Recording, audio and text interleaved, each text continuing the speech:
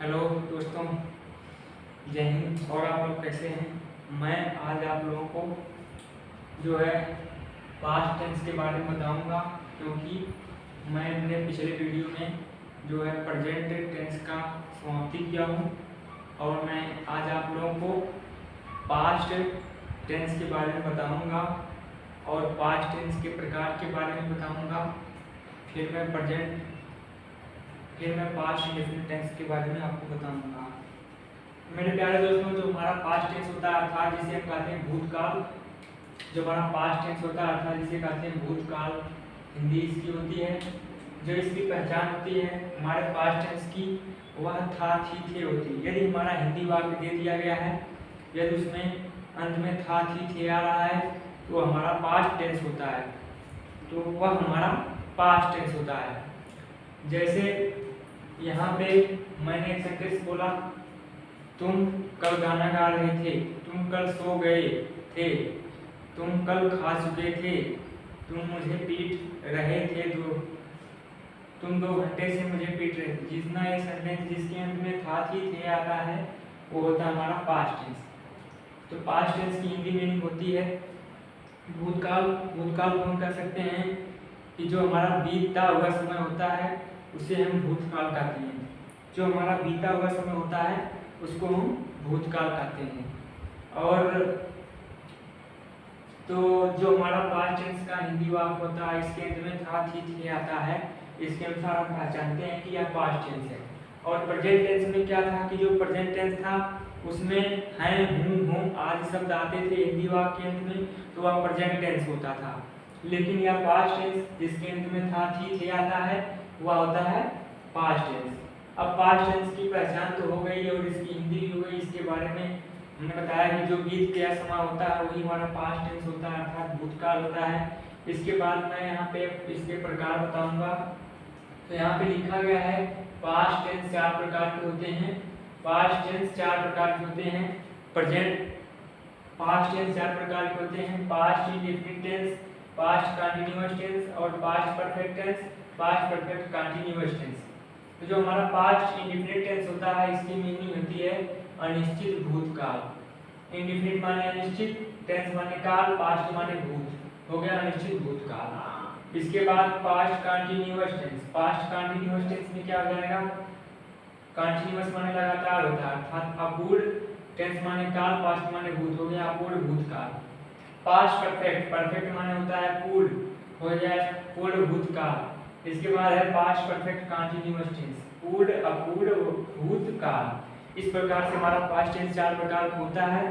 Past indefinite, past continuous, past perfect और past perfect continuous tense.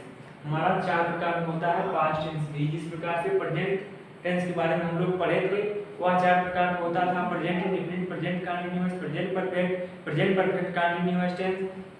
उसी प्रकार से हमारा पास्ट भी होता है। पास्ट इंडेफिनिट टेंस अनिश्चित भूतकाल, पास्ट कंटीन्यूअस टेंस अपूर्ण भूतकाल, पास्ट परफेक्ट टेंस पूर्ण भूतकाल, पास्ट परफेक्ट कंटीन्यूअस टेंस पूर्ण अपूर्ण भूतकाल। इस प्रकार से हमारा जो है पास्ट टेंस 4 प्रकार का होता है। अब हमको एक एक करके सबको ही पढ़ना है।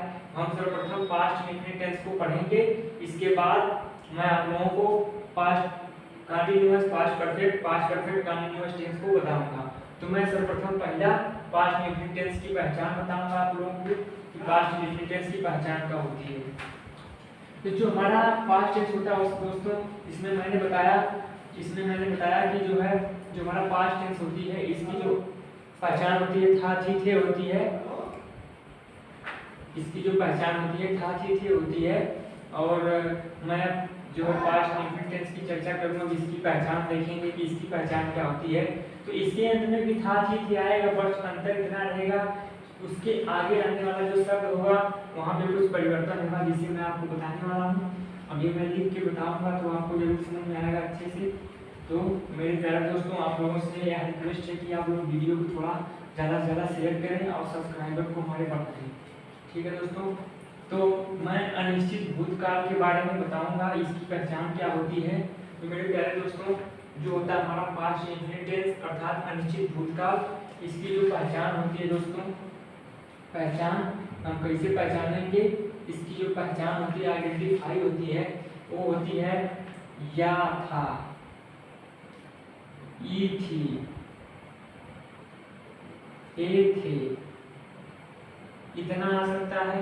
या इसके अलावा अगर आ रहा है ए, ई और या आ रहा है, अगर इस तरह भी आ जा रहा है, ठीक है, तो ये सब जो आएंगे ये सब कौन हो जाएंगे, टेंस, पास्ट इंडेफिनिट टेंस के हो जाएंगे। देखिए यहाँ था, थी, था, थी, थे, ए ई आ ई, मतलब अगर अंत में हिंदी वाक्य के अंत में ए सारे आ रहे हैं तो कौन सा टेंस होगा, पास्ट इंडेफिनिट टेंस होगा। जब मैं एग्जांपल जैसे आपको बता रहा हूँ, जैसे एग्जांपल के तौर पर ले लें, वे आगरा गए, इस तरह से आ गया, या इसको ऐसे भी लिख देते हैं, वह आगरा गए, इसमें देखिए ये आया, इसलिए कौन टेंस हो गया, पास्ट इंडेफिनिट टेंस हो गया। ठीक है, अगर मैंने कह दिया तुम कल बाजार गई थी, अब देखो इसमें भी वही हो जाएगा, ई आ गया, ई आया है, थी भी आ गया, हो गया पास्ट इंडेफिनिट टेंस। इस प्रकार से हम पहचानेंगे यह हमारा जो है सेंटेंस किस टेंस का है, जिसके अंत में या था, ई थी, ए थे, या ए ई या ई आदि शब्द आते हैं, आदि वर्ड आते हैं लास्ट में, तो कौन सा टेंस होगा दोस्तों, पास्ट इंडेफिनिट टेंस होगा, पास्ट इंडेफिनिट टेंस होगा। ये तो हो गई इस टेंस की जो है पहचान, जो है पास्ट इंडेफिनिट टेंस की हो गई पहचान। अब इसके बाद इसकी हम हेल्पिंग वर्ब की बात करें कि इसकी हेल्पिंग वर्ब क्या होती है, अर्थात सहायक क्रिया जिसे कहते हैं। हेल्पिंग वर्ब इसकी क्या होती है, हेल्पिंग वर्ब, इसकी हेल्पिंग वर्ब क्या होती है, हेल्पिंग वर्ब जिसे हम कहते हैं क्या, सहायक क्रिया, सहायक क्रिया। इसकी हेल्पिंग वर्ब क्या होती है, इसकी हेल्पिंग वर्ब क्या होती है, इसकी हेल्पिंग वर्ब होती है डिड। केवल एक ही हेल्पिंग वर्ब होती है, डिड होती है, जो हमारे सब सब्जेक्ट के साथ डिड ही प्रयोग होती है। और सिंपल सेंटेंस का अलग रूल है जिसको मैं आप लोगों को बताऊंगा। इसकी हेल्पिंग वर्ब एक ही होती है, डिड होती है। इसी के साथ हम नेगेटिव इंट्रोगेटिव में जो है सब सब्जेक्ट के साथ डिड का प्रयोग करते हैं। और जो इसमें हमारी मुख्य क्रिया होती है दोस्तों, मेन वर्ब जिसे कहते हैं, जो हमारी मुख्य क्रिया होती है अर्थात मेन वर्ब जिसे कहते हैं, मेन वर्ब जो होती है मुख्य क्रिया,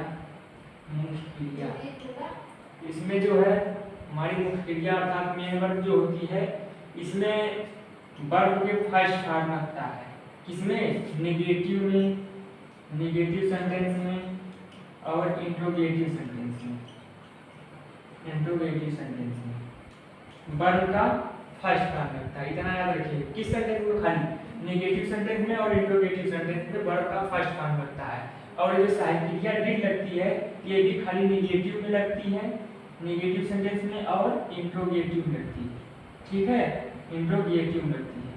ये जो हमारी सहायक क्रियाएं होती हैं डिड इसकी नेगेटिव और इंट्रोगेटिव सेंटेंस में खाली यूज होती है, और जो वर्ब का फर्स्ट फॉर्म है अर्थात क्रिया का फर्स्ट फॉर्म है वह नेगेटिव और इंट्रोगेटिव में खाली प्रयोग होता है। और सिंपल जो सेंटेंस होता है इसका पॉजिटिव सेंटेंस होता है, जो उसमें हम कुछ अलग रूल का फॉलो करते हैं।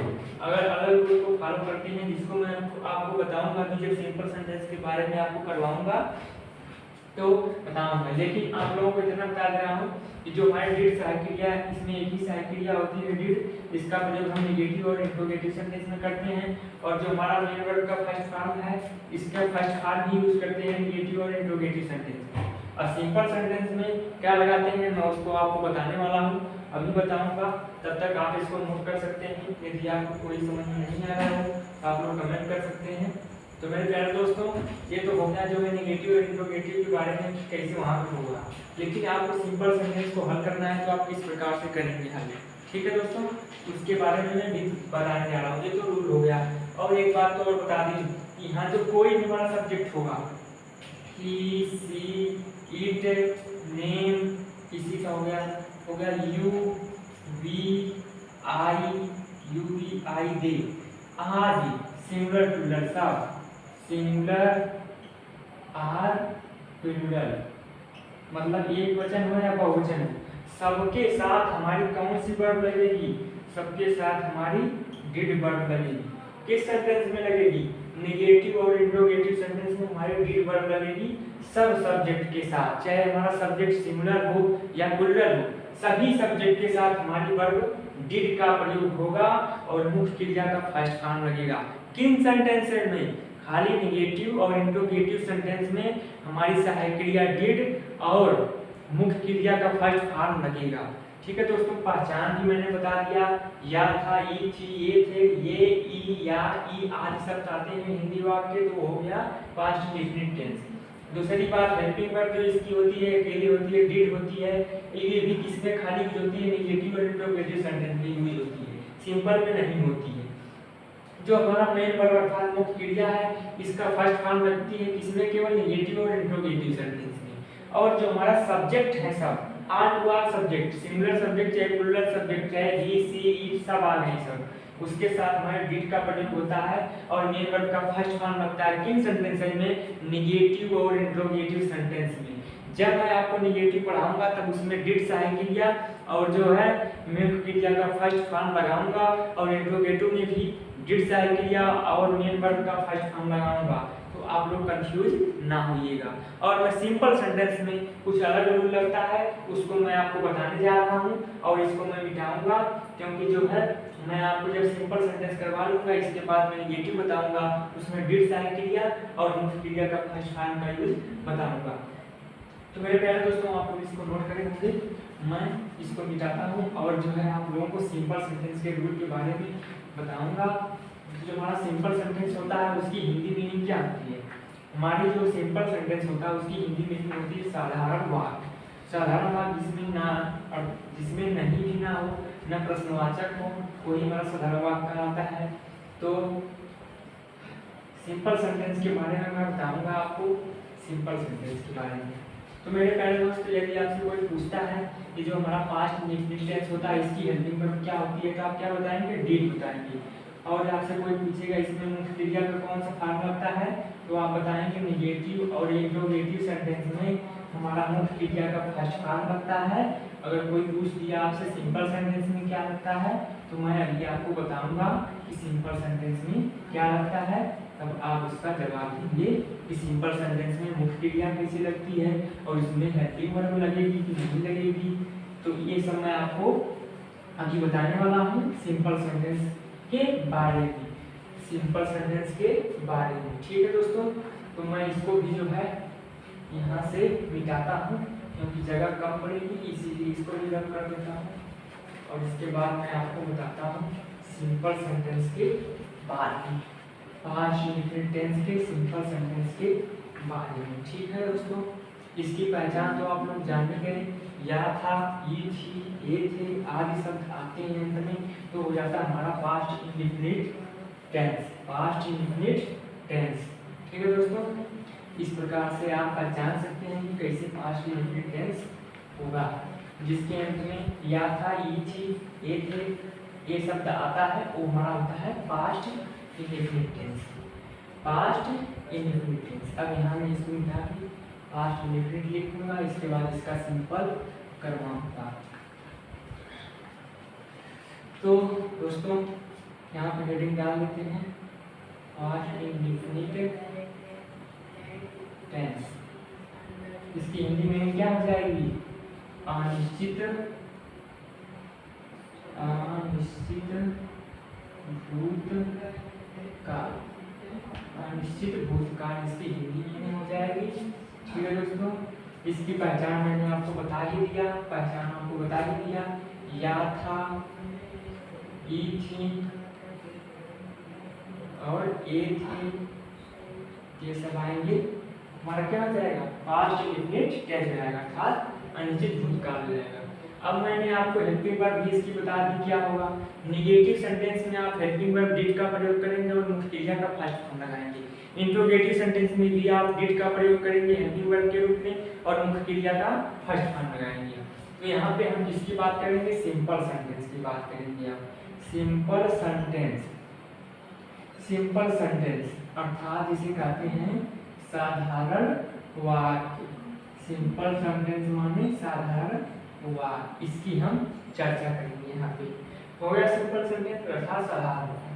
तो मेरे प्यारे दोस्तों, जो हमारा साधारण वाक्य में लगता है हेल्पिंग वर्ब, उसको हम बताएंगे कि जो हमारा पास्ट इंडेफिनिट टेंस का सिंपल सेंटेंस होता है उसमें मैं आपको बता दूं कि हेल्पिंग वर्ब का प्रयोग नहीं होता है।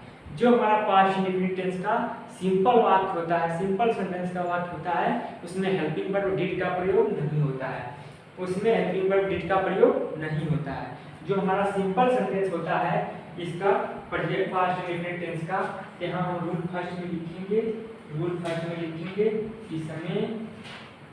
इसमें हेल्पिंग वर्ब डिड का प्रयोग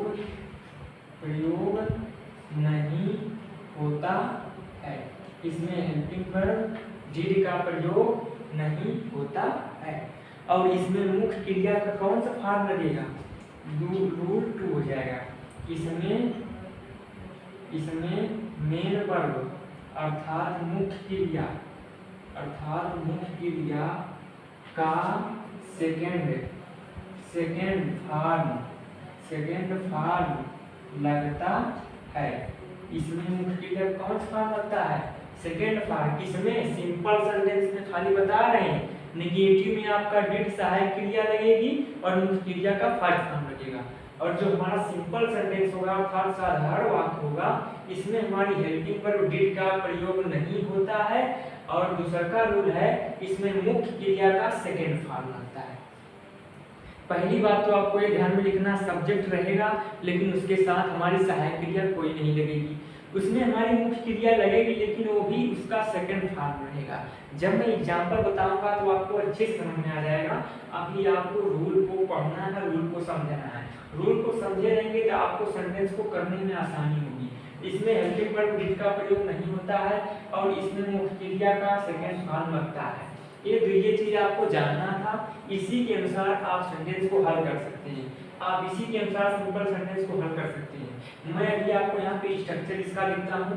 स्ट्रक्चर सिंपल सेंटेंस का स्ट्रक्चर लिखता हूँ। स्ट्रक्चर माने होती है बनावट, वाक्य बनावट कैसी होती है। इसमें हम पहले क्या लिखेंगे? सब्जेक्ट आएगा, सब्जेक्ट को लिख देंगे सीधे। जो भी सब्जेक्ट आ रहा है उसको लिख देंगे। हमारा चाहे सिंगुलर सब्जेक्ट हो, प्लूरल सब्जेक्ट हो। मैं आपको यहाँ पे एक रूल और लिखवा दे रहा हूँ, यहाँ पे एक रूल और लिखवा दे रहा हूँ ताकि आपको दिक्कत ना हो किसी चीज को समझने में। रूल की सटा मैं लिखवा दे रहा हूँ कि कोई भी सब्जेक्ट हो, चाहे सब्जेक्ट सिंगुलर हो, सिंगुलर मतलब एक वचन, सिंगुलर माने एक वचन या प्लूरल माने बहुवचन। चाहे सब्जेक्ट सिंगुलर या प्लूरल अर्थात बहुवचन हो, सबके साथ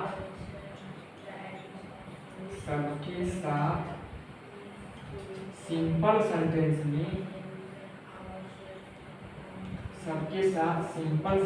में मेन वर्ब का सेकेंड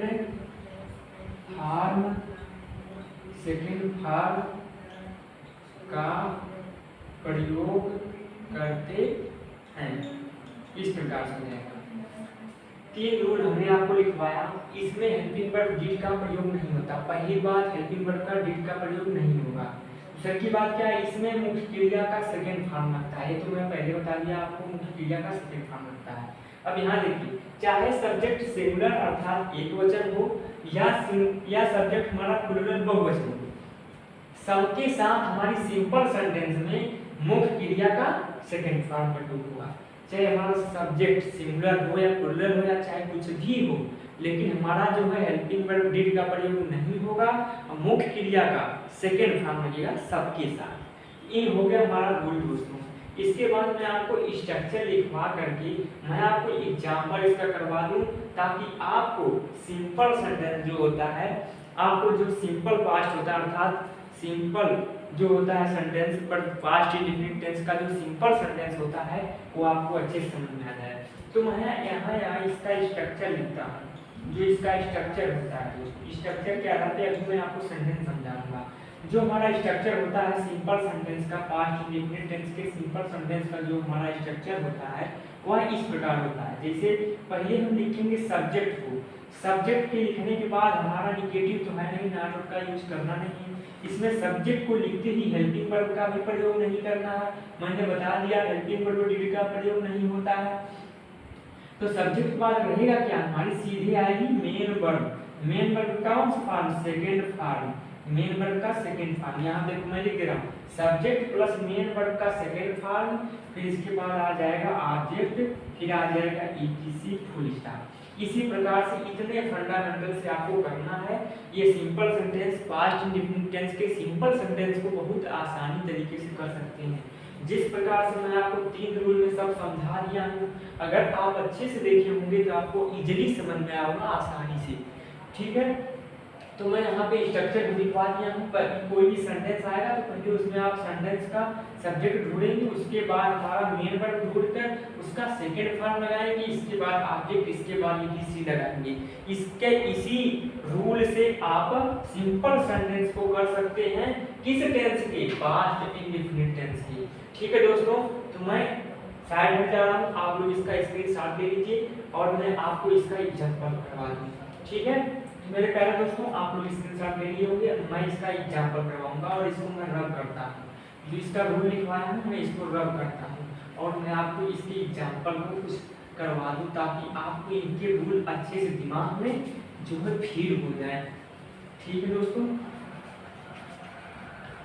तो मैं इसका एग्जांपल आप लोगों को करवा देता हूँ जिससे आपको अच्छे से सिंपल सेंटेंस करने आ जाए। मेरे प्यारे दोस्तों आप लोगों से हमारा कई दिनों से ही, जब से हम आपकी क्लास ले रहे हैं तब से हमारा यही आपसे निवेदन रहता है हर दिन का कि आप हमारे वीडियो को ज़्यादा से ज़्यादा शेयर करें, सब्सक्राइब करें एंड लाइक करना ना भूलें। तो मेरे प्यारे दोस्तों आप लोग हमारे चैनल को ज़्यादा से ज़्यादा शेयर करें ताकि हमारा चैनल पर ज़्यादा सब्सक्राइबर हो सके, ठीक है दोस्तों। तो मैं आपको इसका एग्जांपल करवा दूँ, जैसे मैं एग्जांपल में ले लेता हूँ दोस्तों, यहाँ पे एग्जांपल में ले लेता हूँ,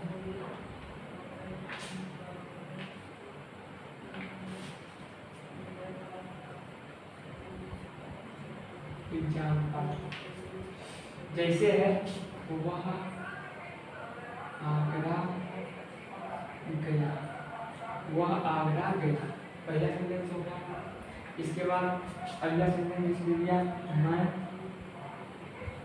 तुम्हें पढ़ाया, दूसरा सेंटेंस हो गया, ठीक है दोस्तों। इसके बाद तीसरा सेंटेंस क्या है, वे हमें खाना दिए, वे हमें खाना दिए, ठीक है। अगला सेंटेंस है, तुम उसे गाली दिए, तुम उसे गाली दी। अब देखिए यहाँ पे मैं आपको 4 सेंटेंस लिखा, वह आगरा गया, मैं तुम्हें पढ़ाया, वे हमें खाना दिए, तुम उसे गाली दी। 4 सेंटेंस लिखा दोस्तों, चारों में देखिए क्या आया है, या इसमें आया, इसमें भी आया, इसमें ए आया, इसमें ए आया। मैंने आपको आइडेंटिफाई जो बताया था इसकी पास्ट इंडेफिनिट टेंस की जो मैं पहचान आपको बताया था वो यही आपसे बताया था, जिनके अंत में या था, ई थी, ए थे अथवा या ई ए अंत में आता है वो होता है पास्ट इंडेफिनिट टेंस। तो इसमें देखिए या नहीं आया है, इसमें या नहीं आया है, ए नहीं आया है, ए आया है। इसका मतलब हमारा कहने का मतलब ये है इस सेंटेंस में जो सेंटेंस चारों दिए गए हैं सबके अंत में या ये आए हैं। अर्थात हम कह सकते हैं कि जो मैं आपको आइडेंटिफाई में लिखवाया, पहचान में लिखवाया, वो शब्द अंत में मिल रहे हैं। इसलिए आपका यह सिंपल सेंटेंस तो है ही, किसका है, पास्ट इंडेफिनिट टेंस का। इस प्रकार से आप पहचानेंगे कि हमारा टेंस कौन सा है। जब आप टेंस पहचानना सीख जाएंगे तो आपको हेल्पिंग वर्ब पता रहना चाहिए। आपको हेल्पिंग वर्ब पता रहेगी, आप उस टेंस के सेंटेंस को कर सकते हैं बहुत ही इजीली तरीके से।